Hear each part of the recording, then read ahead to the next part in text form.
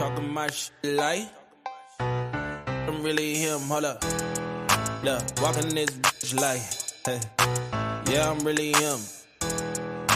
Talking my shit like, hey. I'm really him. Don't believe me? Come and see me. Got 3 wishes from my genie. Now I'm on your local TV. Y'all on tour. Got demons. Say she wanna come and see me when I'm in a local city. I'm like, pause though. Please step aside so they can see me. And I walk up in this like, yeah, I'm really him. Talking my shit like I'm really him, on God. Walk up in this like, yeah, I'm really him. Talking my shit like I'm really him. I'm the realest from my city. That's on my knee, that's on TV, that's on mamas. Niggas don't believe me, come and see me. I been dodging all that face. All these niggas working broke, but I been getting paid. All that know me from the street. Flexing for what feature, that's like every other week. Talk behind my back, I kick my feet up, have a seat. Cause at the end of the day, all these watching me as I walk up in this like, yeah, I'm really him. Talking my shit like I'm really him, on God. Walk up in this like, yeah, I'm really him. Talking my shit like I'm really him, on God. Walk up in this like, yeah, I'm really him. Talking my shit like I'm really him. Hold up. Look, walking this like, hey. Yeah, I'm really him. Talking my shit like, hey. I'm really him. Hold up.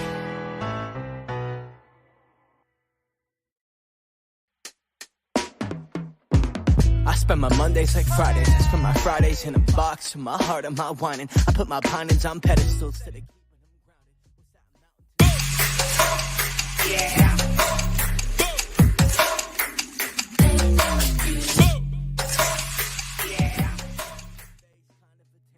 Yo, what's happening, everybody? It is your boy Earth Mac, the mad scientist.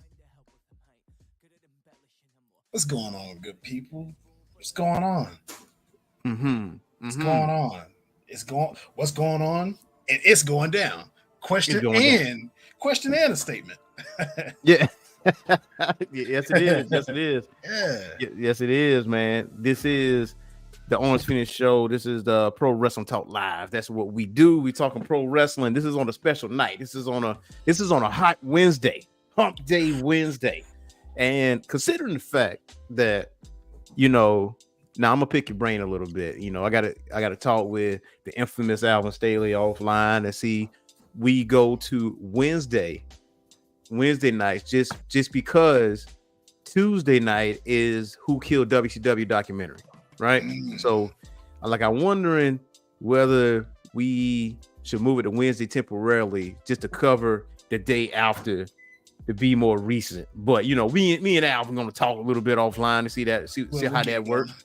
We get it done. Because from what I saw, Al, is that this is only 4 parts.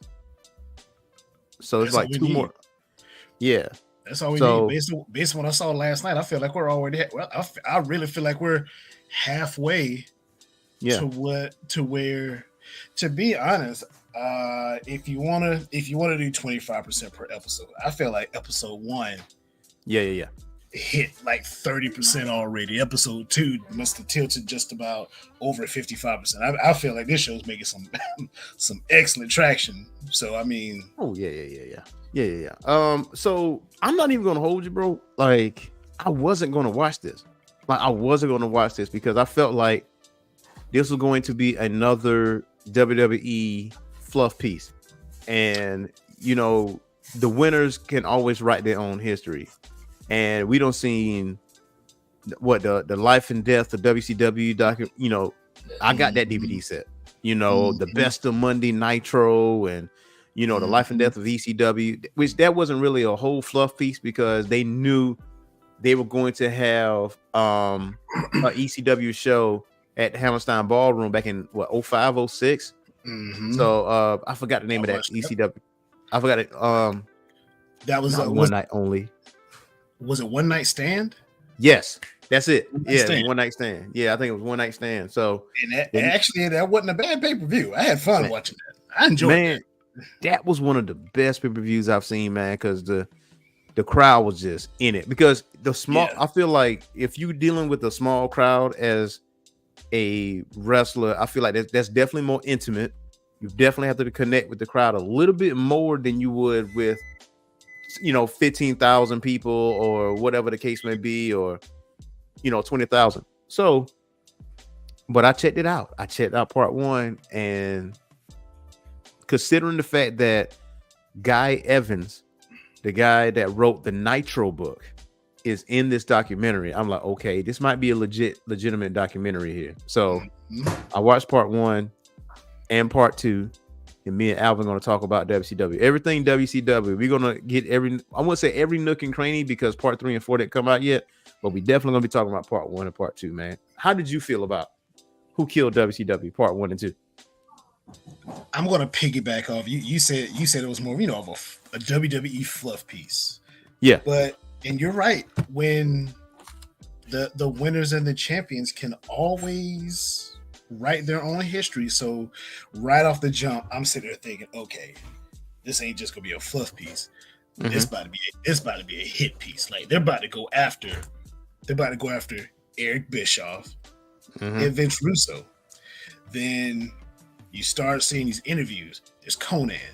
There's Kevin Nash. I kind of expect to see Kevin Nash. I wish, God rest his soul, Scott Hall could have been there. And you saw you heard from I can't remember my man's name, but he was working for Ted Turner. I mean, you even saw Siegel.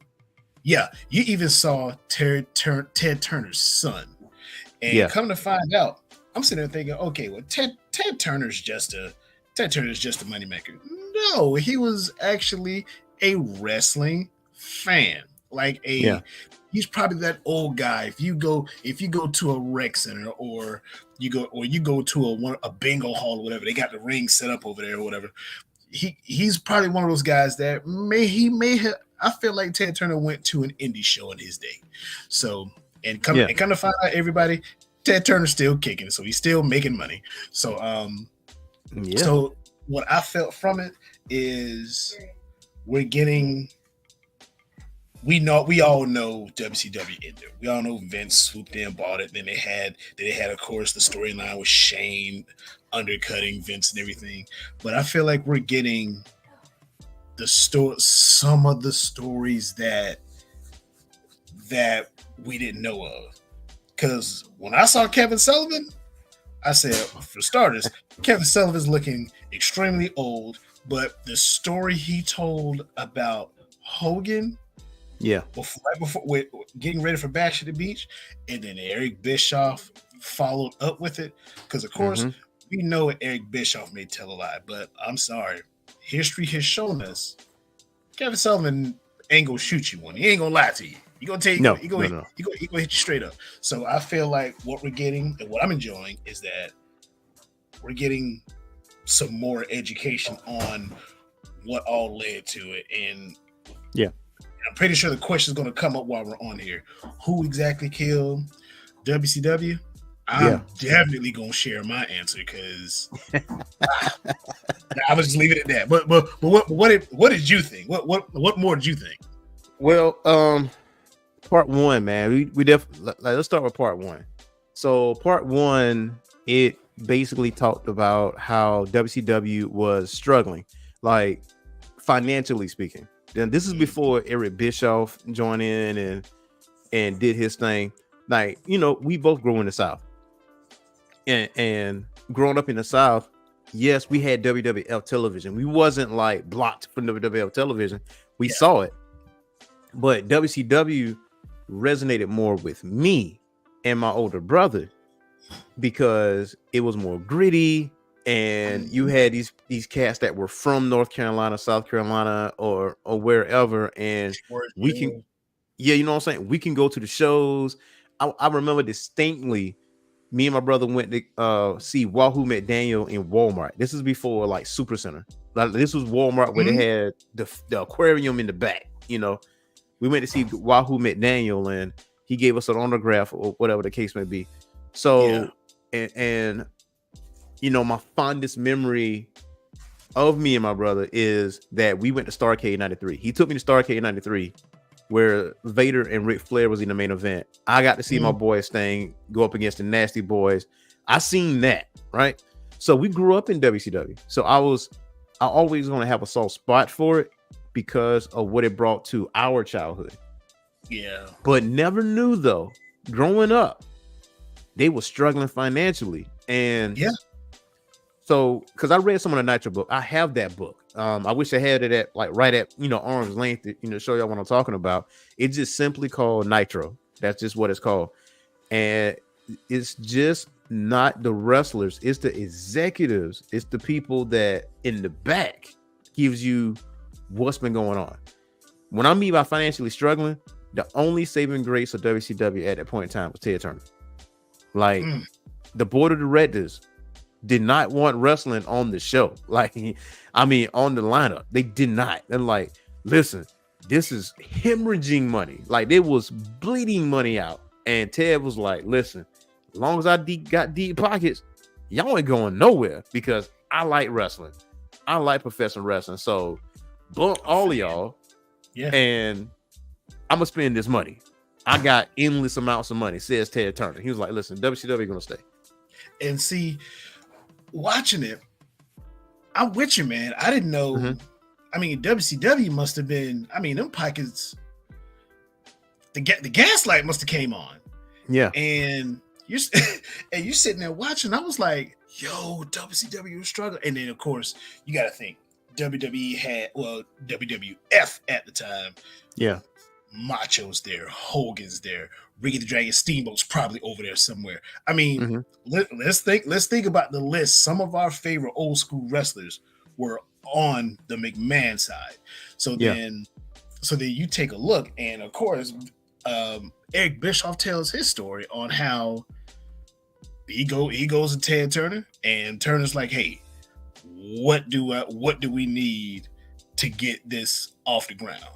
And he basically he looked at what WWE was doing and said, "I've got to do that, but I got to put a spin on it." Yeah. And then the next thing you know, because I'm one of those, and I've been to a show, Township Auditorium. A lot of folks don't know that Township Auditorium. What you see in there now? Oh man, goodness, it wasn't like that back in the day. Because I saw Beach Blonde, Surfer Sting, just like you, right there. Yep. Big Van Vader. Before we just called him Vader, he was Big Van Vader. Showed up with the elephant helmet and everything. He was there. He was there. I mean, look, man, it was amazing to see him at the time. And I think who else? I think Z-Man showed up. Ric Flair showed up. I mean, if a lot of y'all that's used to WWE, look up the name Z-Man. Z-Man had some of the best drop kicks in the business at the time. Jesus Christ. So I mean, his jumps was his drop kicks were like Randy Orton. Stand on 2 feet and just drop kick your chin off. So I mean, back then, again, no clue WCW was struggling like that. And then the next thing you know, Bischoff takes it and took it to heights that Ted Turner must be sitting there thinking, I had no idea this was gonna happen, but we had the money. But I knew this one. Ain't no way he could have been like, I knew this was gonna happen. This was basically, and then they were crushing WWF at the time. They were crushing them for a minute. 83 weeks straight. 83 weeks. Yeah. So that's more than a year. Like, it's crazy. So the thing that drew me. And real quick, right before you start, sorry to interrupt you. And real quick, they were killing them with one of my favorite things in wrestling: long-term storytelling. Yeah, long-term storytelling. It definitely was doing that. God. I mean, 18 months. 18 months. Like that's how they've been telling it. Yeah. So one of the reasons what not outside of us growing up in the South that drew me to WCW was the atmosphere, the ambiance. It wasn't bright. It was dark. It was it was some lights like in the corner here and there. I like, I'm a visual person, so artistically, if it looks satisfying to the eye, I'm gonna gravitate to that. So when I saw like the colorful lights like on the ramp, and I absolutely loved how they stepped down to come to the ring. Like that was like so crazy to me as a kid. Yeah. So it was dark, not knowing that it was dark in the arena to, to minimize like how it's viewed on TV. Didn't pay attention to that at all. I just like the ambiance of it. So a lot of people don't know that Scott Hall and Kevin Nash were in WCW first. Before they were Razor Ramon and Diesel. So I do remember Kevin Nash's name, and Undertaker. Matter of fact, Undertaker was on WCW first. He was, me, Mark Callis. Triple H too. Terrorizing. So Kevin Nash was Vinny Vegas, if I'm not mistaken. Vinny Vegas, yes, he was. Yep. And what was Scott Hall? I don't remember. I do not remember. He was with maybe he was with Diamond Dallas Page at one point. I feel like he was. See, the thing I liked about Scott Hall, I can't remember his name, but Scott Hall really had to test the independent circuit for him to get on. If you take a look at some of his pictures from way back, curly hair, the hairy chest, the crazy, stupid looking mustache. I mean, by the time he was Razor Ramon, he was already about damn near 40, but was doing his thing. So I mean, Diamond Stud. Yes, Diamond Stud. Diamond Stud. That was Scott Hall. Dang. Yeah. So you had that pool of talent, and Kevin Nash was on part one. He was like, "Listen," he said, "I don't know, maybe Dusty," because he said Dusty was on acid. But he was like joking, like, "Well, Dusty on acid was like." Well, I see, you caught Oz. And Kevin was like, well, Oz is a play. Oh, yeah. He's like, nah, you just Oz. And there was a period in WCW where they had these over the top in a bad way characters. And like, imagine Kevin Nash in like a wizard outfit, and he just takes the shit off, and he's like walking around, and I mean, he was doing some wrestling moves and stuff like that, but still, let's not forget the Shockmaster. My God, I'm here to shock you. I mean, he tripped and bust up against the wall, all this build, and it was dead in the water, man, dead in the water. So the best thing back then was the wrestling part of it. Like, there was the Four Horsemen and whoever. It was Ric Flair and whoever. Like, Ric Flair put a lot of people on.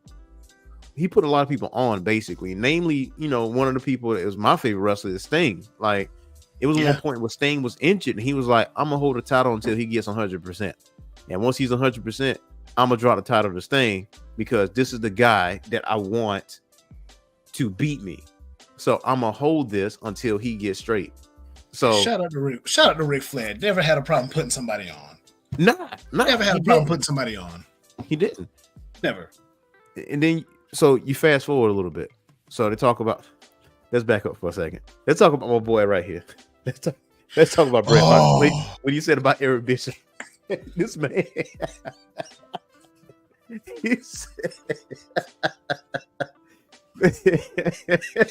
Man, let me say this real quick. For years, until I was a Bret, not as a wrestler, because I was a huge fan of Bret Hart. I think Bret is God tier on technical wrestling. Yes. But when I mean God tier, I mean he's up there, upper echelon. If you make a list, Bret's got to make your top 3 in regards to technical wrestling. Yeah. Then. So after his career was over and everything, which I'm pretty sure we're going to get into, and he was just talking trash about everybody. I was like, "Oh, Bret's bitter. I don't want to hear it. I don't want to hear about Bret. Bret sucks. Bret is bitter." That him and Shawn Michaels, they fix everything. They repair their relationships. I was like, "All right, Bret, cool," because I'm a huge Shawn Michaels fan. Then again, I'm still like, Bret, Bret still sucks a little bit. And And then I was like, then this came out. And I said, wait a minute. Brett, you out here. I said, Brett, now I see. And then I looked at the Goldberg kick. Yeah, and of course, so we're gonna cover that in a minute. We're gonna cover that when we get to part 2. Cool. Yeah. I'm gonna hold my thought about that. But what he said about Eric, yeah, he's like F Eric.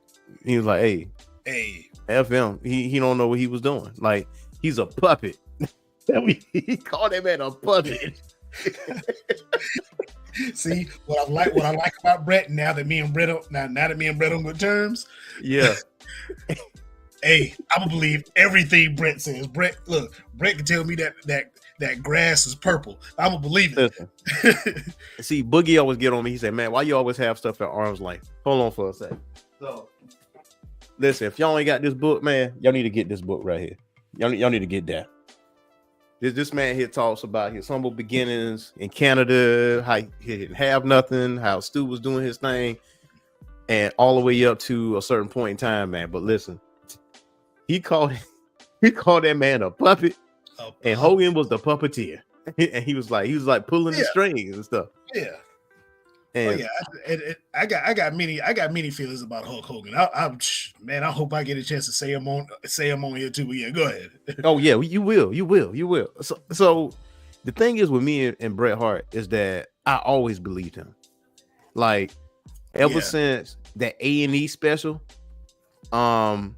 I think it was Wrestling in the Shadows. I think that's what it was called. Oh, and yeah. That pretty much in your face. It wasn't like a fluff piece or whatever. Like I understood where Brett was coming from. It's like it took a while. Because soon he told me what was offered to him by Vince, what was signed and sealed and delivered about how much money he was going to get, and then later on it was like, oh well, we can't spend that kind of money on you. He was like, well, I got this offer over here at WCW, which he kept it a buck. He was like, I got this offer from WCW or whatever the case may be. I decided to stay because I'm a WWE guy at that point. And then, well, since Nitro was doing their thing and Medusa, at that point in time, she dumped the towel in the trash can. You know what I'm saying? Vince was just scared that Brett was going to do the same thing. So he's like, you know what? I'm going to call this thing. Ring the bell, Montreal Screwdriver. That's how that was born. But the fear was legit. Yeah. What transpired was pure BS. I'm not talking about what Brett did because I understand it. Because you just embarrassed this guy in Canada. In his home. I mean, we talk about Maple Leaf country. You just embarrass this man in his home country. So I mean, again, the fear of, and I don't think Brett would have done. I just don't think Brett would have done that. But I just think the fear that Vince had, justified fear, legitimate fear. Yeah. How you prevented it from happening was god awful, because to be honest, I would have done everything I could to try to say, hey, Brett, either gonna lose or since you're leaving, I'm gonna make you sign something. Don't gag order something. Don't diss.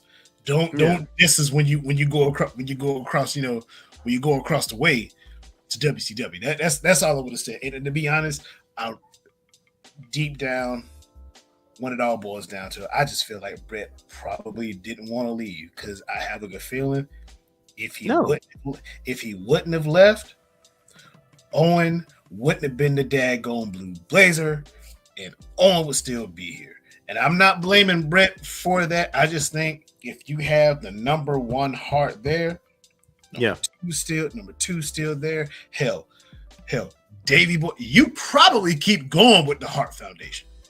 Sorry. Yeah, for a long time. Keep going with that, because that was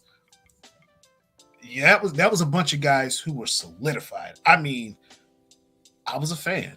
I was a fan of Hart Foundation, and I'm a full-blooded American. But I mean, I was a huge fan of the Hart Foundation, because I'm sorry, they were close knit. I mean, you fought one of them, you had to take on the rest of them. and they came out on top a lot. So yeah,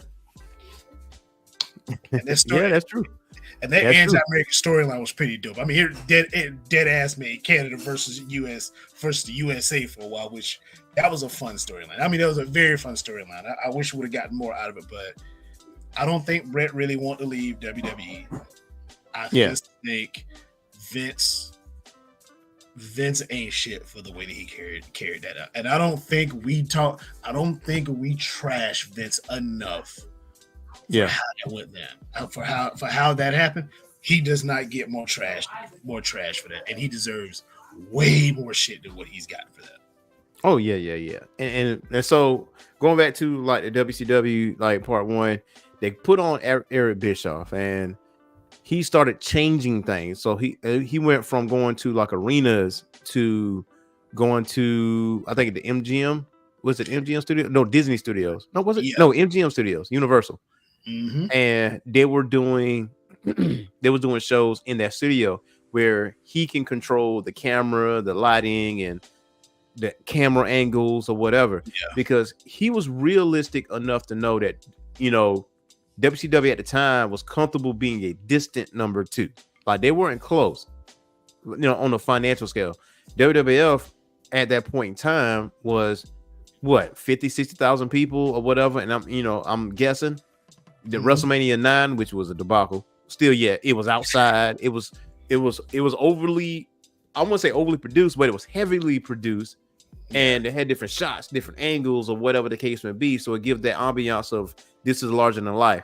WCW at that point in time didn't do that. So Eric Bischoff was like, I can change that. So as he was doing it,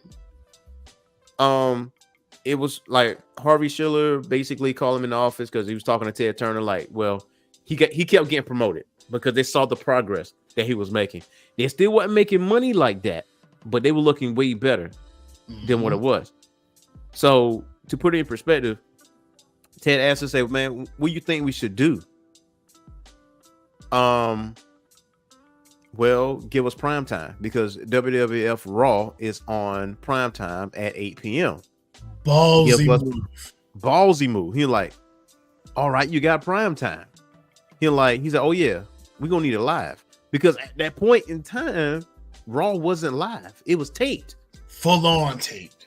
Full on tape, right? So they were doing shows and they were taping them. He was like, give us live on prime time. And I think it was Siegel, I think, was fighting Ted Turner because Ted was moving Nitro to TNT. Yeah. And they're like, nah, we already got this lineup for TNT. Like, we didn't. He's like, no. This is my company, fam. Put it on TNT at 8 p.m. Eastern time, live, because it's my money. And so then you get Nitro, which I didn't know. One thing I'm gonna give Eric Bischoff though, he is a genius when it comes to marketing stuff. Like he looks at the bigger picture because he said one line. He said, how we can change a professional wrestling company into a television product. And I was like, I mean, that's what it was. I mean, he turned it into a television product. Like, Mall of America, the first episode of Monday Nitro.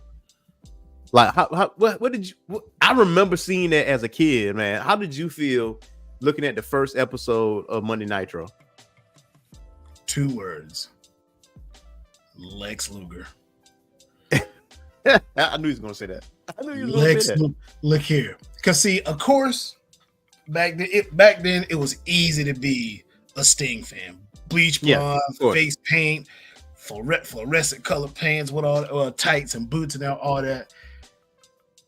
It's easy to be. It was easy to be a Sting fan. Easy to be, Ric Flair fan. Ric Flair was going to be there. The whole mindset of putting it in the Mall of America. Yeah.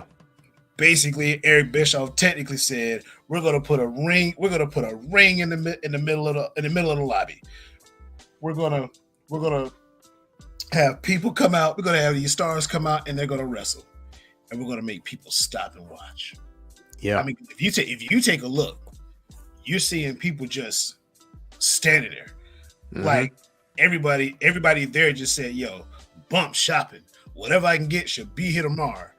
Yeah, but I'm gonna watch these wrestlers right here. And then you actually heard fans cheer it, and then he walks in wearing white and black. Yeah. Lex Luger. And I'm sitting there thinking, wait a minute, didn't I just see him as super American Lex Luger and all of those stuff? The Lex Express. The night before. I mean, literally the night before. And he shows up, and and we all know Lex's story. Lex ended to get paid. Yeah. But at the same time, he never fit in with WWF, no way. Because I think he did. I think so. When he was a narcissist, I really did like him as a narcissist. But when he came, I loved him as the narcissist. Yeah, when he was posing in the mirror, I'm like, that's him. You know what I'm saying? And then when he did the American deal, I feel like they in a way they kind of screwed him a little bit. But I mean, if you sit and talk about Lex Luger's deal, they talk about how they was packaging him and he was supposed to be the next big thing. And WrestleMania 10, man, I always go back to that, and I was like, God dang it. He didn't get his chance. Let's see, didn't he win was it that pay-per-view he won by count out or something like that? Yeah, it was like a disqualification or something like that. So he never won the title. It was on Bret Hart, basically. Bret Hart won. They never put the strap on him. He was going the Lex Express. It was going on the road. It like he was literally going on the road. Yeah, he was on tour. He was unhappy. Like he was unhappy. He didn't like it. He's making all these appearances. Like his first appearance, he's cool. That next one, he was like, yo, I'm not feeling this. And next thing you know, he's back over in WCW where I think he belonged. I felt like he fit in better over there. Mm-hmm. And when you watch that first episode of Nitro, he shows up. I'm sitting there like, yo, it was my first time just seeing somebody who was on another product just show up and be like, yo, I'm over here now. Yeah. So, I mean, and we've seen guys like Ric Flair go to WWF and whatnot, but he just up and shows up and he's like, and stuff like that probably helped lead to good old 90-day no compete clause. So, I mean, he shows up and is like, Eric is already trying to pull out some stops. He's already trying to pull out stops already. Right. And on top of all that, like, so I feel like with part 1 and part 2, I feel like it should be more parts of that because I feel like there's a deeper rooted deal. Now, I feel like if you want to really get into the weeds, you have to get the Nitro book and read the Nitro book because it is like this thick. And because not for nothing, I don't think Eric Bischoff really liked Lex Luger like that back then as far as bringing him on. I think it's tough. I don't think anybody likes Lex Luger. I think Sting, don't quote me on this, but I think Sting was influencing the area like, look, you want to get Luger because, you know, Luger popping up. So me being somewhat of a wrestling historian, I really do like the fact I'm going to go back and watch the first Nitro. I'm going to literally watch these Nitros from start to a certain point, right? Because it's virtually, I mean, I won't say it's virtually impossible to watch all the Nitros, but you got to have some time. But the first Nitro was unprecedented. Like you had Flair versus Sting, you had Brian Pillman, Flying Brian there. Then the appearance of Lex Luger. Now, I'm as much as I don't like Hulk Hogan, Nitro wouldn't have popped off if it wasn't for him. Like Hogan was the X factor. Like Hogan was the guy from in the 80s, in the early 90s in WWF. He was the guy. Like whenever he popped up, crowd go ape shit. To the point where Bischoff signed this man and gave him creative control over his character or what he basically he can dictate who goes over and who doesn't in his matches. He can change it like that because it's in his contract. But you know what? Nobody didn't see anything in hindsight. You know, at that point, Hogan signed. Then you got Macho Man Randy Savage. So you got two of your biggest stars from the opposing guy on WCW. So I'd say this too. You also got to look at it. This is how bad. this is how much of a badass Bischoff was. Yeah, he told us the truth. He said, "I'm sitting there chilling. Hulk calls me. Yeah. And who's the credit to that? Ric Flair. Ric Flair. Yeah. Ric Flair. And see, that's why that goes back to what you and I were talking earlier. Yeah. Ric Flair, his character was glamour and all that old mess. Mm-hmm. Ric Flair loves this business. Yeah. He genuinely loves his business, and whoever he's working for, he's trying to get everybody. He was trying to get everybody to win. Yeah. And getting Hulk Hogan at the time, I mean, that's like LeBron saying, I'm taking my talents to South Beach. Yeah. That was like saying, yo, I'm taking my talents to WWE. And the funny part is that yellow and red being in WCW, mm-hmm. that was supremely game changing. It was because you had him and the Giant, but also here's the thing, the ratings was going up, and just like when we still in part 1 of WCW, right? Eric noticed that there was a plateau in the ratings, like there was a standstill, and Kevin Sullivan, he was like, they're not resonating with Hogan like they used to, like things are changing. It wasn't the 80s, and it wasn't the it wasn't the 80s. Wasn't the 80s stuff was, and you know what's funny? Me and my older brother, we had this debate all the time because we talk about like Sting. He loves Beach Blonde Sting over the Crow Sting. He felt like that was a bad decision. I say so, but here's the thing though, which I do prefer Blonde Sting because that's who I grew up with. But on the business side of it though, and one day I'm gonna have him on the show. Like I feel before this documentary ends, if I can get him on the show so we can talk. Like all of us can talk about WCW for a period, I'm gonna have him there, but on the show.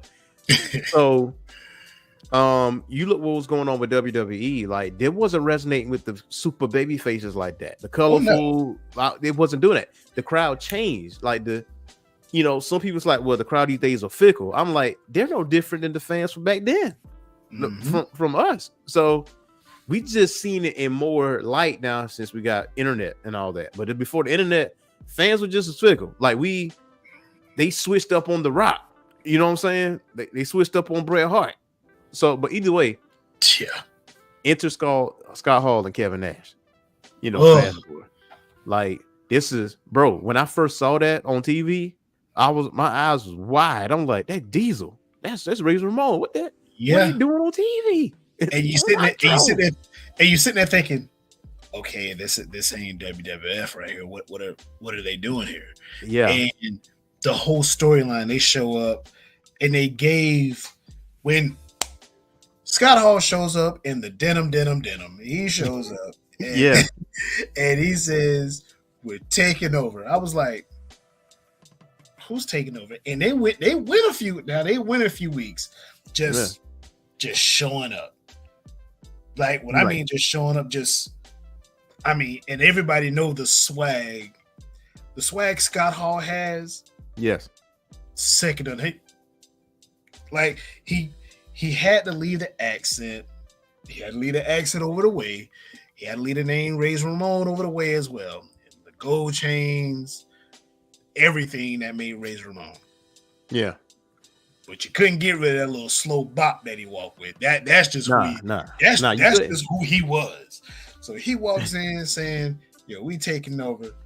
Kevin Nash show up, and at the time, I mean, then you don't know how big Kevin. To me, I felt like I didn't know how huge this man was till he got in WCW, and he towered. He 7 foot. He towered over Hulk Hogan. Yeah, he towered over Goldberg, and I mean these guys are not small guys. So I mean, you see them, you see Hall and Nash show up, and the first thing I'm thinking, okay, they say they taking over. Let's see where this goes. Yeah, let's see where this goes. He's like, you know who we are, but you don't know why we're here. The dopest line. That was the dopest line of the year. Yeah, me, the big man. In the medium size, man. I was like, hey, man, Scott Hall was cool, man. That man was cool. You get billionaire Ted. They get whoever he wants. Because us and our surprise guests. And Well, surprise injury. So now we're trying to figure out who the third guy is, right? You know, who's the third guy? Who's the third guy? Bobby Heenan out there, you know, he says the most random things. So, and see, I'm glad they said it on TV because some people didn't believe me when I said it. I'm like, Sting was the first choice, to be the third guy. Yeah. And like, nah, Hogan. I'm like, no, Sting was the third choice, and they said it on the documentary. Bischoff had Sting in mind. It said he took him a couple weeks. Like it took him a little minute. About 2 weeks. To influence Sting. Yeah. And then Bischoff, Hogan, you know, talks to Bischoff, picking his brain. He's like, I'm the third man. Let me be the third man. And then Bischoff was like, hey. So Sting's off the hook at this point, right? And then Bash at the Beach. Boy, that to me, I feel like I can't think of another moment where there was a turn like that. Like that to me, that was like the biggest heel turn in pro wrestling. Like again, I don't like Hogan personally, but that moment, like I can't think of anything that can top that because soon as he did that lead drop, heard around the world, trash. And see, get thrown out. What made that moment so cool? And again, I'm right there with you. I think Hulk Hogan personally is a piece of shit. Yeah. But for him to come out and say, and are we talking about the guy who told us to take our vitamins, say our prayer, eat vegetables, 24-inch pythons, his song from WWF, it goes, I am a real American. Yeah. I mean, we're talking about a guy, even if you could be from Kansas, he's probably still coming to the ring with an American flag. Yeah. So for him to come out and tell Bischoff say, yo, who do you think the third guy is? You're looking at him. For him to step up and do that. See, that's real creative control right there. Yeah. That's real creative control. And that's also a ballsy move on Hulk Hogan because no one would think that, hey, Hogan would say, I'm going to be a heel. I'm going to take that responsibility. He comes to the ring and the fans are like, yes, Hogan's back. Good. We got somebody to fight against the outsiders. We got somebody to fight against these guys. And that's so funny though, because Heenan was like, go on, beat him up. Go on, do what you gotta do. And Heenan was on, to me, Heenan is on that level of Paul Heyman. It's not what he says, it's how he said it. Exactly. The way he said it. The cavalry has showed up, and come to find out, well, that's the worst cavalry that we've ever seen, and that was. And what the heck is going on? It's like I feel like Heenan and Tony Schiavone, and I think Bischoff was on there too, right? No, Bischoff got powerbombed through a table, so I don't think he was there at that point in time. But Heenan made that moment too because. When Hogan came out, Heenan was on 10. He was like, "Go on, man, do what you gotta do." Now, slightly before that, though, whoever was writing the story, because they was thinking about Hill Street Blues or something like that. Kevin Sullivan was like that whole deal where you had someone do a match. Jimmy Hart runs out and he's like, yo, y'all got to chill out. Something going on in the back. Like, y'all go handle it. And everybody stops. Like the wrestlers that were rivals or whatever, or enemies, they stopped what they was doing, run to the back, see their other people just beat the crowd. Rey Mysterio crazy ass opted to get thrown through a window. Like that long dart. Now that's another thing that we didn't know. Rey Mysterio said, "Hey, throw me through the window." Kevin last night, you gonna get cut up, man. I don't think I can actually do that. Hey, shout out to Ray. Ray's was really do some Sandman shit. And that was young, smaller Ray. I mean, we talking about young cruiserweight. Look at cruiserweight God Ray. So.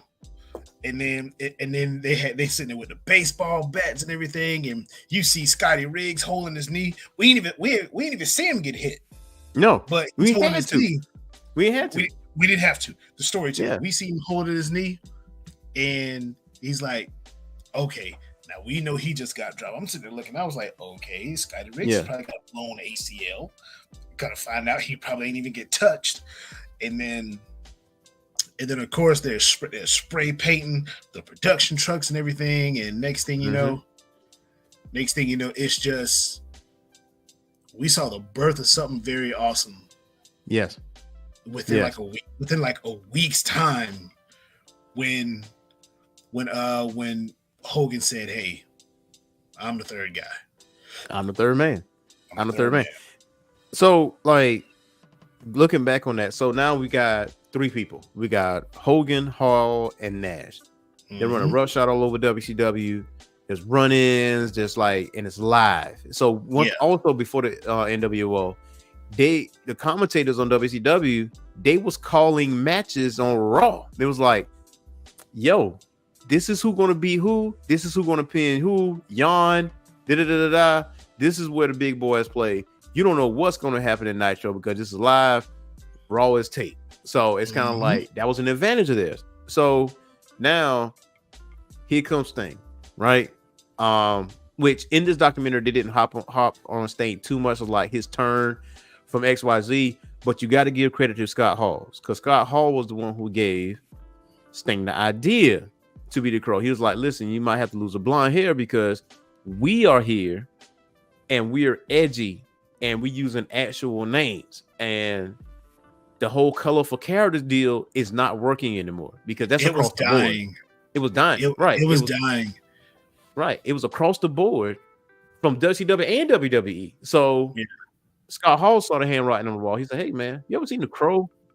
He's like, "Nah." He's like, "Go watch it." He's like, "That's why I feel like you should be." And then Sting loved the idea. Then 18 months, how many months? I feel like it was 18 months, basically. Sting wasn't there for 18 months, but the whole build of it, you know what I mean? Staying in the rafters with the actual Crow. And no, with a raven. I think it was a raven or something. No, it was a crow. It was a crow. And it was either that. Matter of fact, it looked that bird looked very vulture-esque. Yeah. And see, for Scott Hall to say this is what you should do, he had to tell him that they had to pre-plan that because you had to wait for one, Sting's hair to get longer. You had to wait for Sting to basically stop dyeing his damn hair blonde. You also had to basically bring up the storyline that, hey, Sting was the one that jumped on Lex Luger. And then Sting did something that we really hadn't seen. He told that fourth wall to suck it because he did an interview with his back turned. Yeah. With his back turned to the camera. And when he gave not an interview, but a promo, to be honest, that's probably one of my favorite promos of all time. Tell him to stick it. Yeah. Yeah. He did that. And then he said, hey, for those of y'all that rode with me, I got you. For those that didn't, you can stick it and consider me a free agent. And he walked out. And to be honest, that there was the last time we saw any remnants of the surfer paint. Yeah. Any remnants of it. Anything like that. And then he shows up once. It is black and white for the first time. And I'm going to give Sting his flowers real quick. Because it wasn't just the fact that he showed up in the black and white for that first time. Look, he to me, he made it feel like in his eyes, you could just see it as if I'm hurt. Home team to turn it back on me. Y'all trying to recruit me. I ain't feeling nobody. I'm just here for the ride. And this man, he only said one thing. He said Stinger might be a little bit out of y'all price range a little bit. Yeah. And he said the only thing you know for sure is only thing that's for certain is unsure and all that old mess. And he dipped off. And they were like, hey, and this man didn't say a word for like a good year. Yeah, and it boils down to his dollars and cents. They were making money, like at this point. They were printing money at this point. And then now that first time you go over on the ratings over Monday Night Raw, and they held that spot for 83 weeks. It's like, you know, and it could have been longer, to be honest with you. And it was nothing WWF could have done during that time period. They had to pivot. They had to change. They had to do something, because Rock said it, because he's produced the documentary, because he was like, yo, we looking at this like, dang, we want to do that. I want to do that. Well, how can we do that and amp it up a little bit more? And then that's when you get the Attitude Era and all that. But back to Sting is building up this match. And Kevin Sullivan, I'll never forget that. He was like, listen, he's black and white, he's a crow, he's anti-hero, and he doesn't speak. He said it's a mystique. Like, he doesn't talk. He just sit there in the rafters, look, he'll come down, beat everybody's ass, leaves. That's how the show ended. And I remember it was multiple times where that show ended like that. And I never got tired of it. And then fast forward to Starrcade. 97. One of my favorite all-time pay-per-views. But now when you look at it though, that main event, so much build. Diamond Dallas Page even said it. He was like, listen, anything else in that match can get messed up, but one thing you don't do is mess up the finish. Because I always remember that. And the finish got messed up. And so I'm like, whoa. So really, I think the ref was supposed to do a fast count. He was supposed to do 1, 2, 3. And so when he did the 1, 2, 3, and he just counted the regular way. Then Bret Hart did it, restart the count. Sting won. But Hogan, here's where this thing come in at. Hogan was like, well, Sting got this look in his eyes. Not tonight, brother. Not gonna do it. Not tonight. And so I guess because Sting is not on the documentary. I have noticed that. He's not on the documentary. He's not, he's not there to talk about it. But I guess pure speculation. They were saying, well, he felt like the rug might get pulled out from under him at any moment's notice, which he is right, because the man got creative control. So if I'm looking at this and I'm gonna feel some type of way too, I'm like, bro, like, let me know something. And then that went Hogan like, not tonight. And then that's where they came up with the whole deal. Now Bret Hart, this where he comes in. He's like, well, that's freaking dumb. Why need to come in and do this? Like, this is how you gonna like debut me? Yeah. This is how we're gonna do this. So that was sign number one that the momentum was shifting a little bit. Like that was what Kevin Nash was like, yeah. He said, well, you feel that ice? you cold a little bit? Yeah. That's that iceberg. It's about to be a sinking ship. So which leads to part two. So at part two, we learn about Goldberg. We get a little bit more. We get a little bit more with Bret Hart. Bret Hart, man, dude, I feel like they fumbled the bag big. Oh man, Hart. They fumbled that bag majorly. Minus some key matches he been in, him and Sting, him and Booker T, him and Chris Benoit. Minus those matches out the way, they fumbled that bag ultimately because also they were saying, oh, well, we doing so good, let's do a second show. Let's do Thunder. Now I fully understand, Al, why Thunder was never as good as Nitro, because they was doing 11 hours plus of TV in a week. Like crazy as a wrestler every week. And he needed somebody to headline Thunder, and he picked Bret Hart, but it never really popped off the way it should have. They dropped the bag. I mean, they fumbled the bag so bad with Bret Hart. I mean, you have a guy that basically kind of carried WWF on his back for a good minute. Yeah, he was the guy. You basically made a second show for him. Either y'all had to change up who Bret's on-screen persona was going to be, or don't make this show. Just don't bring the show, because to be honest, Nitro was plenty for me. Yeah. And And I just feel as though they could have did so much more with Bret. Yeah. I feel like the story, who the creative, the writers for Bret, I feel like somebody had writer's block back then, because there's no way you could be like, I don't know what to do with Bret Hart. You know what to do with Bret Hart, man. Put a belt on the man. That's all you. And he was like, U.S. title. He was like, stupid.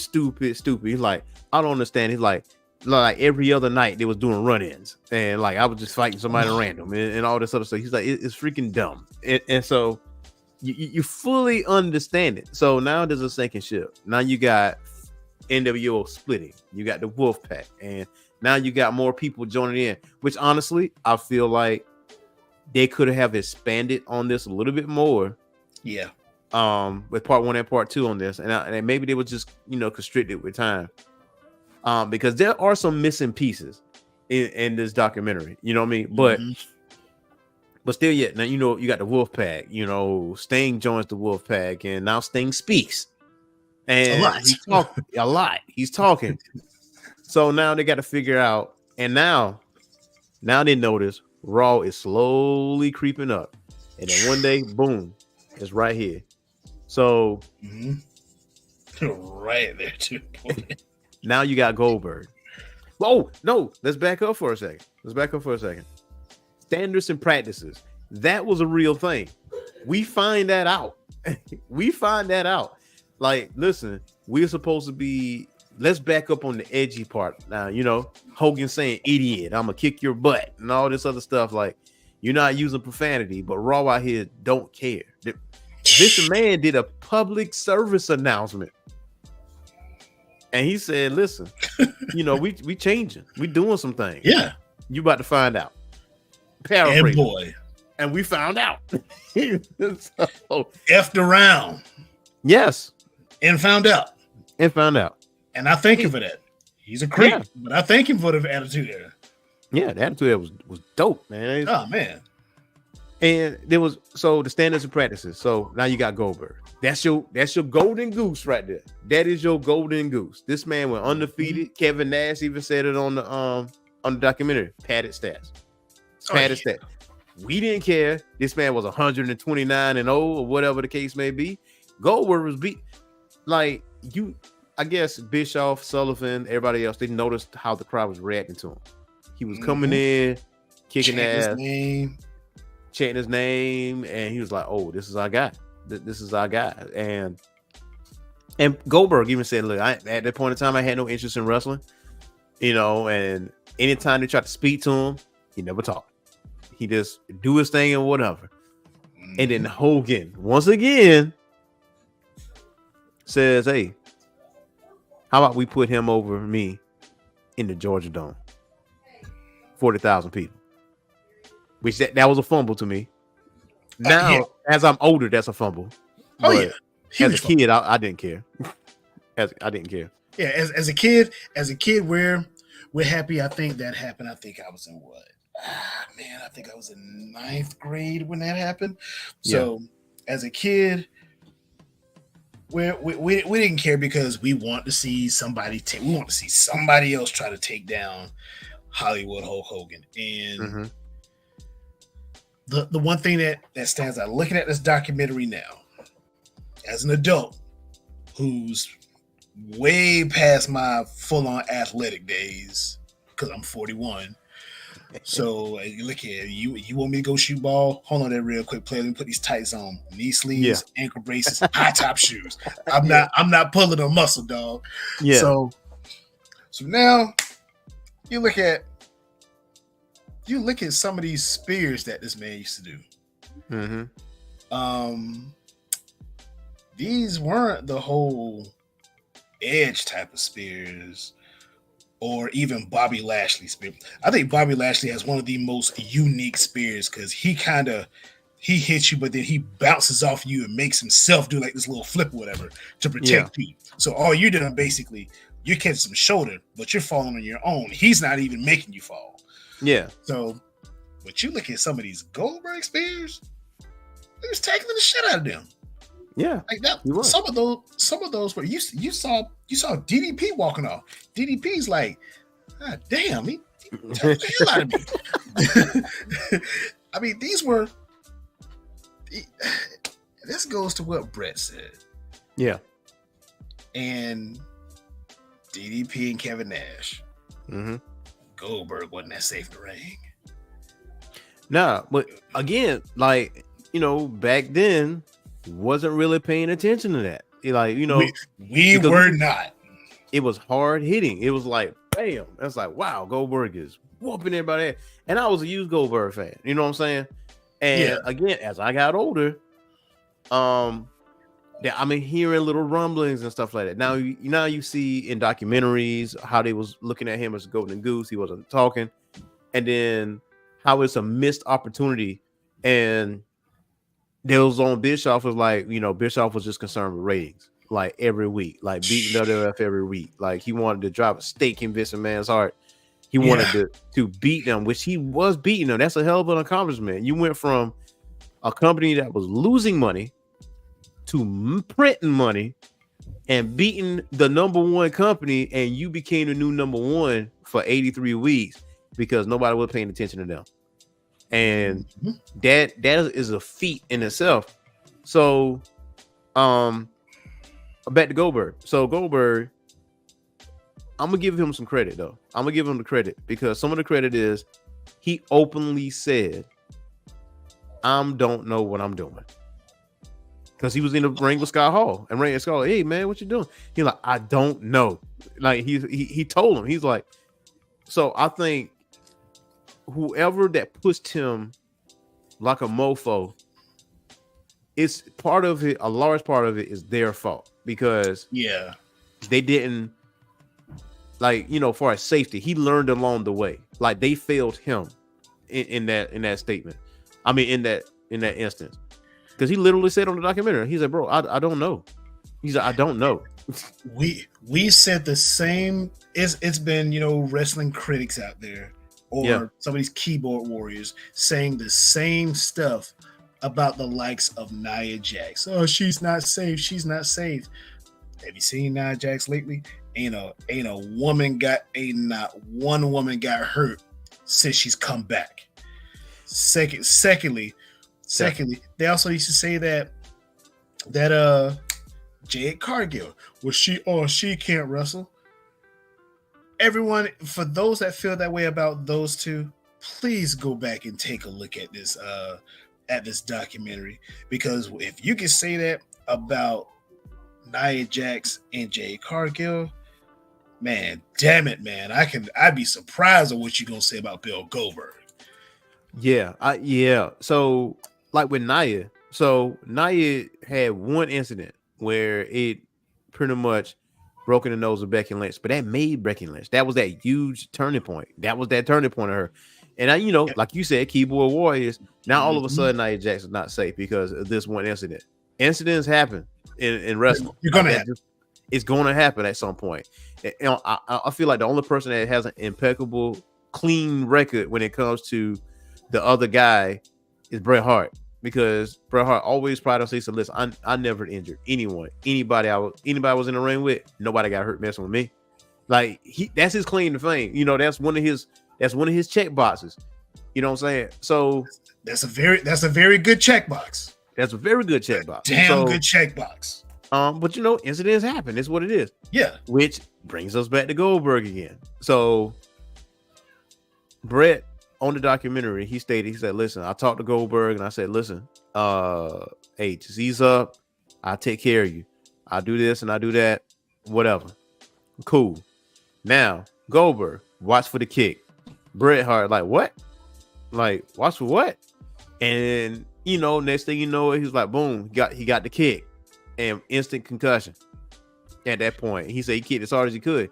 And then Goldberg's eye, he was like, listen, I told him to watch for the kick. Like, he said, I feel very remorseful about it. He's like, but, you know, can we move on? Can we move on or whatever? Bret Hart ain't never forget that, man. He never will either. I wouldn't either, because it wasn't just the fact that you kicked him. And the way he kicked him, that was a dead ass. That was a donkey kick right there. That was one of those straight up. That was one. I mean, that's one that I didn't. When you first look at it, you don't think that it's that. You don't think it's that bad of a kick. Yeah, he hit him up here. That looked almost temple. That looked like he hit him in the temple. I'm sorry. You get hit right here, you're gonna be messed up for a little bit. Yeah, the man is gonna get scrambled. Yeah, so it wasn't just the fact that it was a watch for the kick type of moment, but it was a careless kick. It messed up Brett during the match. It ended the career of someone who, again, is very goated in this business, who prides himself on making sure whoever he's in the ring with does not get hurt. And it's not like Brett was on I'm wrestling one more year and I'm gonna call it quits type of tour, nothing like that. This is Monday Night Nitro. Yeah, we lost the Hitman from the business that night on a Monday night, and while you went on to wrestle longer and then put on more bullshit shows in the last few years of WWE, for which nobody cheers from you anymore. How you beat the Fiend still surprises me. You still salty about that. Oh man, bro, you still salty about that. I can tell, bro. I could be 80 years. I could be 80 years in a coma, and if they could hook up a machine that could hook up to my mind and my mind would be able to put out on the screen in words what I'm thinking, I'm going to say in my mind is going to interpret saying Goldberg beating the Fiend was pure bullshit all them years ago, and Goldberg's probably been dead 20 years already. So I mean, it's just he had a chance to go on to do more. Brett didn't. Goldberg was careless. Obviously, if someone like Bret Hart is going to tell you, I'm going to take care of you, you have to take that with not a grain of salt. You have to take that with a whole damn bag of salt. And plus, no one has ever seen a clip of the interview of Steven Regal. Steven Regal had to carry this man all through a match before Goldberg got his hands on a title in WCW. Steven Regal, who we all know, I don't want to use the word goated, but he's very well respected in this business and was a very damn good wrestler in his own right. So for him to say, this guy didn't know what he was in here doing. Whoever, and this is where I'm going to 100% agree with you, whoever pushed Bill Goldberg, the storyline was great. Handling of Goldberg, horrid, because there's no way that man should have been in there performing some of these moves, and he's walking around doing these moves unsafe, just untrained. I mean, you're a football player. So is Roman Reigns. And look what he's doing. I mean, Baron Corbin, he was a football player, Golden Gloves champion. Look what he's doing. I mean, I give you an even better example. Big old, oh my God, why is his name drawn? Braun Strowman. Yeah, Braun Strowman, just one big muscle walking around. Guess what? How many people have we seen get hurt around Braun Strowman? Not many. No, not any, really.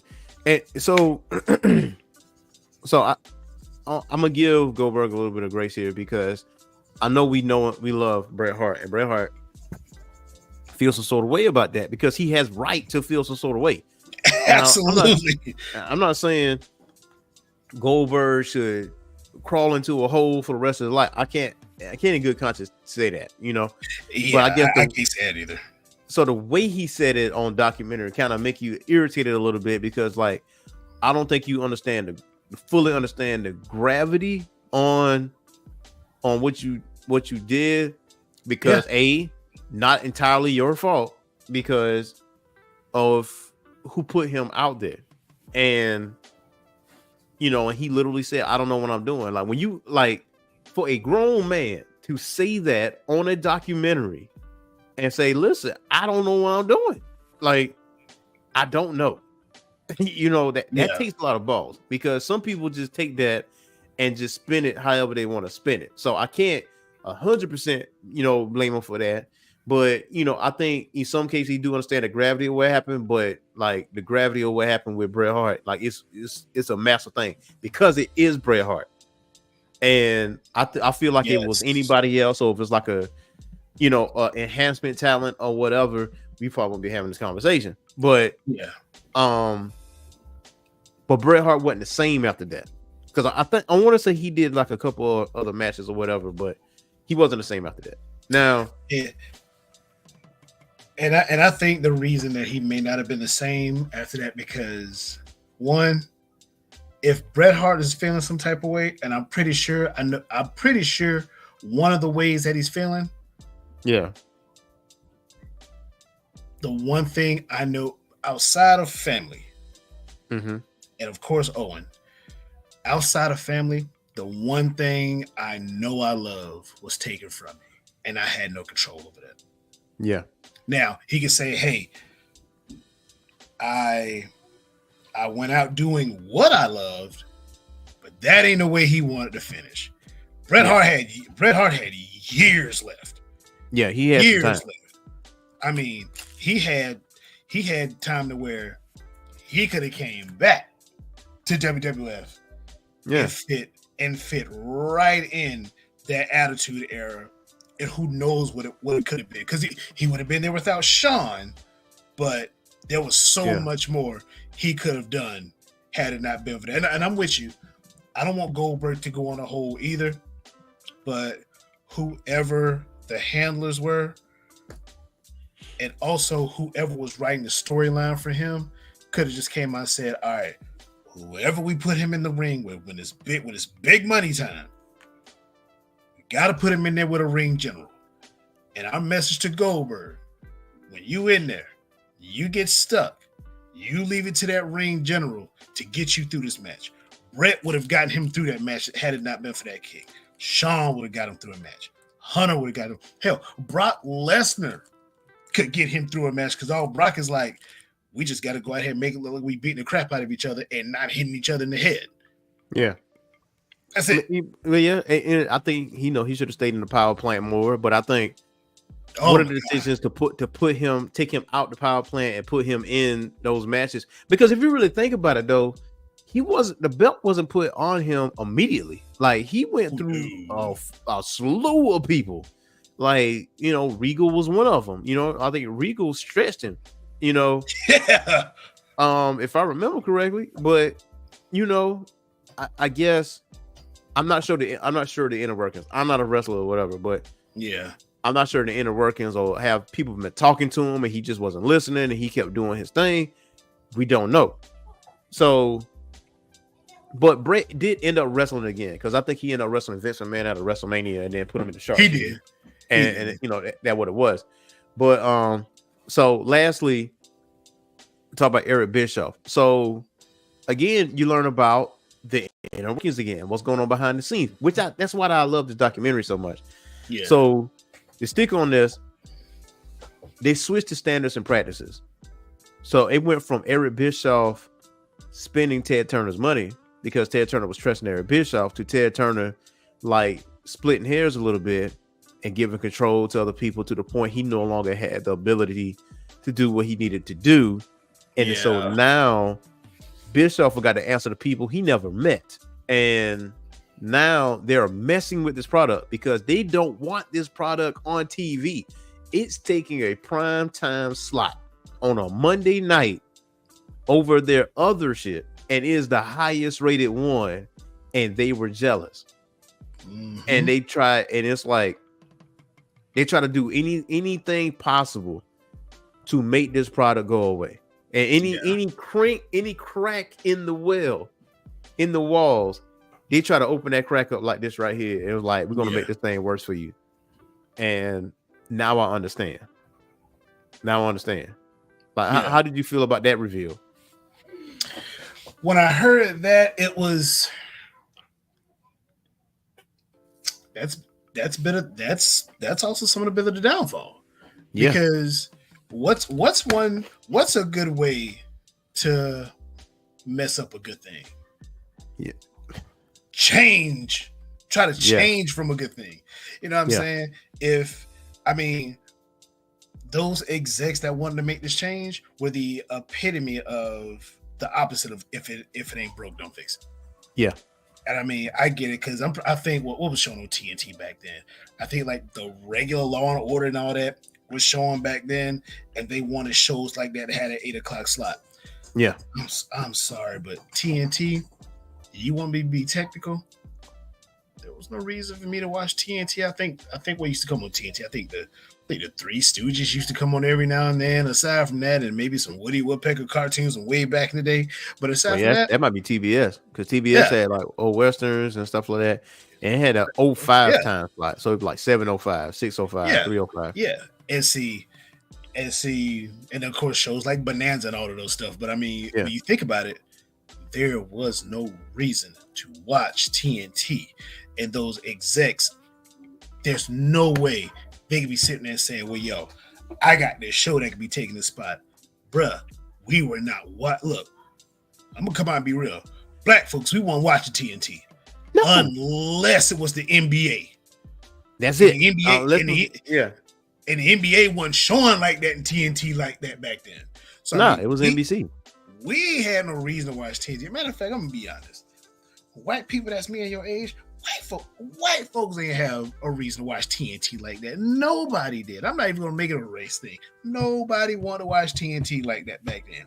We watched except for like a movie or something like that, and that's about it. And then TBS had dinner in the movie. So we watched USA because it was a bunch of shows on USA we could watch. Hell, Wings was there. For any of my folks my age, if you look, Wings was dope. I mean, La Femme Nikita and all of those stuff. So I mean, it's still a bunch of shows that was on USA that we could watch. TNT. USA had stuff you could watch after Raw. La Femme Nikita, Silk Stockings, Pacific Blue, Baywatch. You know, and TNT. Well, hell, let's go and call it what it is. Yeah, Ted Turner was the guy that ran them shows, that random stations. Eric Bischoff kind of sort of put TNT on. Yeah. He kind of sort of put TNT on. Don't worry, Bishcoff. I've had plenty of things to say about you over the years, but again, I'm not a hater to the point where I'm not going to give flowers. Bishcoff deserves his flowers for basically help getting an entire channel network on, because there was no reason to watch TNT. And now you want to sit there, you want to say, we can put a show right here. No, you can't. That whole 2 hours, that 8 to 10, there was a reason for me to say, because back home in Batesburg, how about this? TNT was 16, USA was 17. Down, up, down, up, down. I mean, I was able to switch back and forth. So there you go. And Nitro is the sole reason why I watch TNT. Whenever I think of TNT, I think of Nitro. That's it. That's it. Yeah. And so the executives, like, I don't think they fully. I think they understood what they was doing, because for the whole DX invasion of WCW, people was on the other side of the garage door, wanting to open the garage door to let DX in, and then the boards of directors was like, "Nah, don't open the door." This, that, and the third. I was like, it's their fault. Like, you. So I think by the end of this documentary, we're gonna find out. Like, I don't think it's one sole person, but I think like what Bret Hart was saying, like, you know, Bischoff was a puppet to a certain degree. Hogan was puppeteering most of the degree because he had creative control. Then also he gave the booking to Kevin Nash. You know what? This is what I believe can really mess up something else that can mess up a good thing. Well, I'm gonna just say it. It's 2 E's. Yeah. Executives and egos. Yeah. So both of those can kill, and especially in show business thing, especially in something that involves a lot of money that's already being made, money that can be made, and money that you're going to lose. Yeah, there's got to be a happy.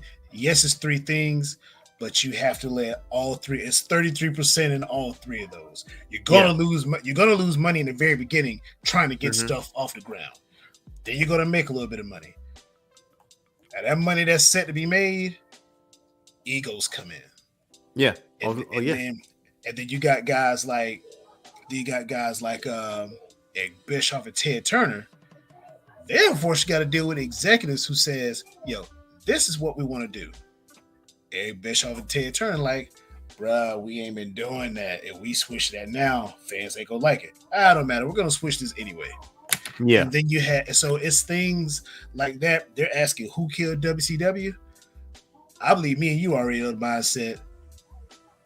There's a list on who killed WCW. And it's not which one of them did it, is what was everybody's part in it, because it's a lot of moving parts in what killed WCW. And I feel like episode 3, we're going to get into the one guy who I know helped kill WCW. I know. Man, he has something to do. Mother freaking Russo, man. Bro, I cannot wait for episode 3, man, because I want to listen. When I tell you I do not want a fluff piece, man, I want balls to the wall coverage with this Vince Russo thing. I really want to know what really went down. And Episode 3. Yeah, episode 3 is going to be Vince Russo. Now with Kevin Nash being the booker, because you only got a couple more minutes. Kevin Nash being the booker, I feel like now that with the Goldberg situation and him and Scott Hall not knowing what he was doing and stuff like that, I think now at this point Kevin Nash made the right call. What happened after though? He said, "Man, I was over when I beat him. I don't know what was going on." What with the finger poke of doom, but at the same time, there's another mistake because everybody's like, "Yeah, you know what? I feel like 2 mistakes was made." The finger poke of doom, but at the same time, we did what we did in the beginning because Raw was pre-taped again, and we said Mick Foley beat The Rock, and then that made people tune in from Nitro, which was live, to Monday Night Raw to see Mick Foley beat The Rock, because that was a legitimate match. The other one wasn't. It was just a finger poke of doom, and it's like, well, you get everybody talking about it. That was a mistake. I'm like, what was that? So and people try to make that the moment that was killing WCW. No. Let's just say it's not the exact moment, but dang it, bro, it absolutely didn't help. Yep. And to see that big gold belt on Kevin Nash, for which it's probably a good bit of people who have waited to see that. Yeah. For which you had a big, because he was WWF champion. Yeah. But to see the big man have that belt, that was a beautiful thing. And his title reign it should have been a lot longer. But that finger poke of death, and I was really hoping we weren't going to forget that. The finger poke of death, it was, God, that was just such a bad idea. And and it backfired to say, mankind, Mick Foley is going to beat The Rock. Let me go ahead and let me go check that out. See what happening over there. You know what I'm saying? And not only did you see him beat him, but you saw him beat him for the world title on live. I ain't gonna say on live, but pre-tape, on pre-taped national television. Yeah, you saw a moment. Dude, a double shot in the foot if there ever was one. It was. It really was. Also, like with Eric Bishop, like one of the executives that was on the documentary, he said, "Man, listen, the amount of crap that Eric Bishop was going through during that time, talking to people that he don't even know, telling him what you need to do and this, that, and what you can't do and what you can't put on TV." He said, this dude literally said, "I'm surprised he never blew his brains out," because it was like as I was looking at this deal, I literally felt the stress, and I wasn't even involved. I felt the stress that Bischoff was going through at that point in time. I was like, How you gonna tell me, as a creative person who built something that beat a #1 wrestling company for 83 weeks, how I need to do things and how I need to push things and what I can't do and what I was doing was working because you feel some kind of way. Executives and egos. And to the point where this man got a phone call from Schiller to come to the office to get fired.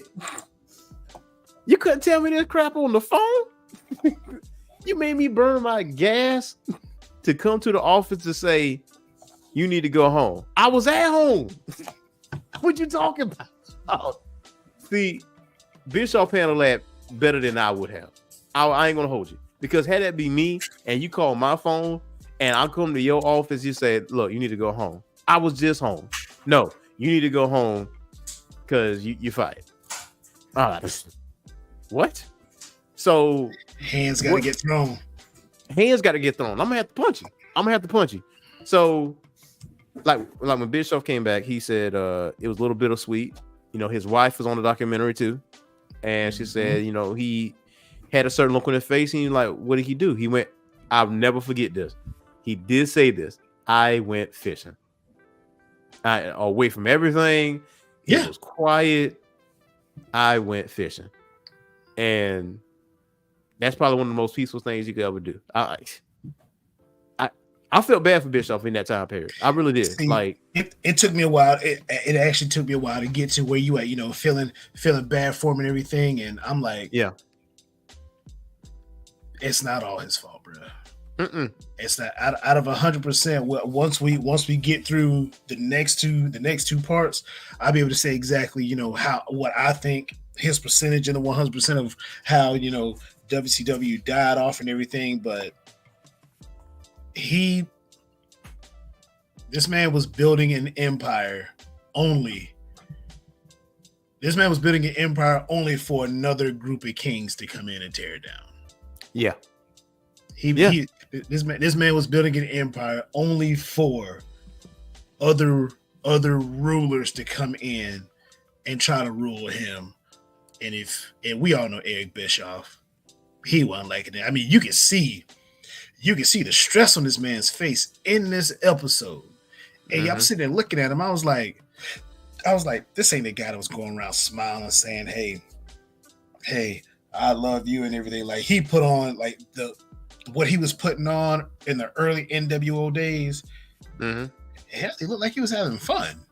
Yeah. I mean, the entire vibe in WCW. We ain't even just talking about the NWO. I think it affected everybody. I mean, you saw there's one I saw Chris Jericho. He's in a match. He leans back on the rail and just yells out, "I can't take this anymore." And then you see we're going to see what Hogan says to Russo later on. Oh my God, I can't wait. I'm glad this isn't a hit piece. Yeah, but episode 3 could be a hit piece all in its glory because Vince Russo deserves it. Bro, listen, let me tell you something, bro. I feel like episode 3 of Who Killed WCW might be the best episode out of the 4. It's gotta be, because you can't. It might be the best one. There's no way you can skip over anything regarding Vince Russo and put it in episode 4. No. We know it's coming. Ooh, I can't wait. I cannot wait. I cannot wait. Hope you guys enjoy this coverage of Who Killed WCW, man, because I feel like WCW should have still existed. Hey, that's the bro right there. That's bro right there. He said Bischoff was flying by the seat of his pants the whole time. Russo also. That's he's big not bro lying. right there. He was. He's not lying. Hey, crap was sticking to the wall though. It was most of the stuff was sticking to the wall until they fired him and he went fishing, and then that when it really went downhill because he was controlling that stuff. He's not lying. Yo, no. I just saw what Joshua said. A man said Owen Hart would still be here. That's a wild thought. Yo, I feel like if Brett wouldn't have left WCW and he still, because I really believe that's a tag team That's a tag team. That pair of brothers, that's a tag team. I really wish we could have had. Brett, technical, Owen, everything. I think Owen had a chance to be a GOAT. Oh yeah. I think Owen definitely had a chance. Owen had a chance to be a GOAT. It's just no doubt about it. If Brett would have stayed, I just don't think Owen would have had to do. Owen wouldn't have been put in that situation to do a stunt like that because he would have been doing a Blue Blazer. And I'm not blaming Bret Hart for his brother dying. I'm definitely not saying that. I'm definitely not that evil. No. That's not it at all. It's just I wish Bret would have been there so he and his brother could have worked together, and it probably would have kept him out of that. Probably would have kept him out of that storyline. He definitely, but that was all. And Ron, he said NWA was a lot better, and Jim Crockett helped Ted Turner even after he sold the business. But Turner tried the corporate route that brought him in more that he bargained for. NWA. Here's the just to piggyback off of Brian. NWA still here. Still here. NWA is still here, man. It's back. It's back, actually. Yeah. Now, is it a niche audience? It's got a niche audience. It is not the same. Well, actually, ambiance wise, it is because it's in the studio, so I got the whole studio feel to it. But yeah, it's out there, but it ain't the same NWA. The thing is though, with like we said at the beginning of the show, is that when WCW bought NWA, I mean, it was still those elements, and I think territories needed to be put in there. And he said, no, it's back. Not the same, more studio. Yeah, it's more studio. Yeah. So, but I will give Eric Bischoff his due. Like, he turned a company that was struggling financially. Never knew they were struggling as a kid, especially when me and my brother growing up. Never knew they were struggling financially like that because we seen private jets and all this other stuff. Nah, they was the board of directors was looking to kick WCW to the curb every week, and Ted Turner was like, "Nah, this is my money. Bump y'all. It's gonna be on TV next week. Y'all kiss my behind." That's basically what he said. That's basically what he said. And then he hired Bischoff, and Bischoff literally turned that company into a printing money type of company. It became number one based off the changes that he was making, because he had to turn a pro wrestling company into a TV product, and that's what happened. Ballsy moves, bro. Ballsy moves that was successful, man. But there was some fails along the way. That whole Hogan not feeling comfortable about Sting going over at Starrcade. Sting was right and feeling how he felt. You know what I'm saying? Like, that rug might get pulled out from under me, man. Especially going up against a guy that got creative control. I have a good feeling Sting probably turned down getting interviewed, because if there's anybody who's gonna be straight up about it, because remember he got rid. He said the reason I never went to WWE is because The Rock asked Booker T, "Who are you?" Yeah, it's one reason he never went over, but he finally did. But at the same time, I just feel as though Sting probably turned down the interview because he's probably going to say, "Yo, y'all don't want me to tell y'all how I feel about Hogan." But because you know what? I feel like Sting has always been a nice guy. And he never, if you really, really pay attention, I don't think he ever threw anybody under the bus. So I don't think Sting would have been a great choice to be on this documentary, because he's definitely a centerpiece like Ric Flair. Ric Flair is not on this documentary, but Ric Flair has been very vocal on Twitter because he tagged Jim Herd, he tagged Vince Russo, he tagged Eric Bischoff. He said these 3 people that ruined it. But then again, he came back and recanted that, he took it back a little bit. He said, "You know what? After watching this documentary, I didn't know you was going through what you was going through, or whatever the case may be. I didn't know about the inner workings of it. For that, I apologize. I would love to be on y'all show to pick your brain about different things that was going on behind the scenes, because like what we was talking about earlier, what we got, the WWE produced Who Killed WCW, that what we got, because the winner always going to write their own narrative. Yeah. But the documentary that we are watching on Vice, that is more authentic. And now we know what's going on behind the scenes. If you haven't read the Nitro book that's this thick, you got to read the Nitro book that's this thick because, man, part 3 is going to be a doozy, boy. I can't wait. Man.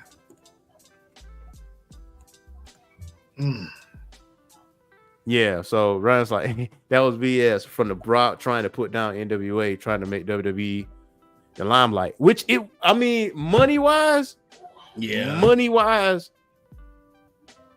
WWE was number 1. WCW, NWA was a distant number 2, financially speaking. Us growing up down south, we loved that more.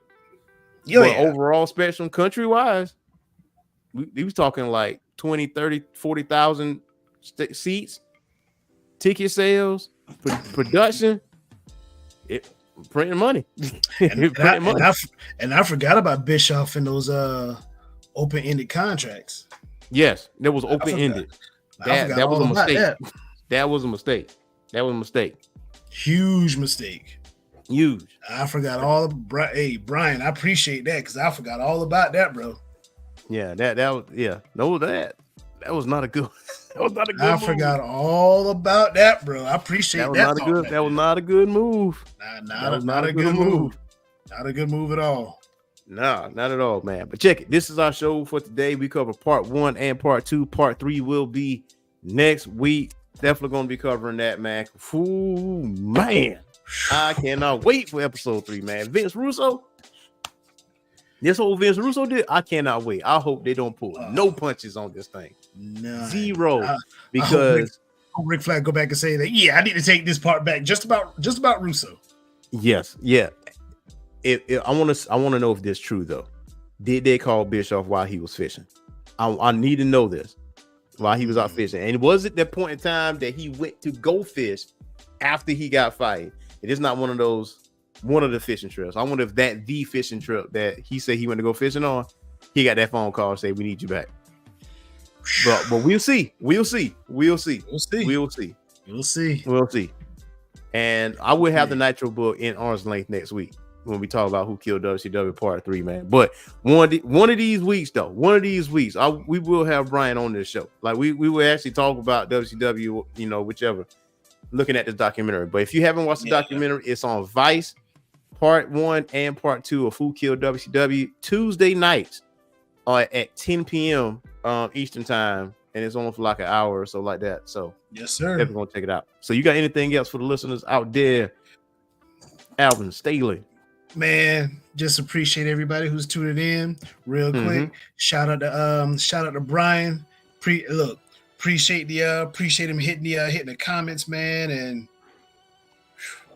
I'm just looking forward to episode 3 again. Shout out to Brian. Shout out to the mad scientists. Again, I'm always going to give flowers when I want to hand you your flowers. I don't want to sit them on your grave. So just a joy to be on the show, man. And hey, episode 3. Time to have more fun come next week, man. Yes, sir. Yes, sir, man. The awesome WCW, man. Yeah. WCW. WCW, man. So until next time, y'all, peace.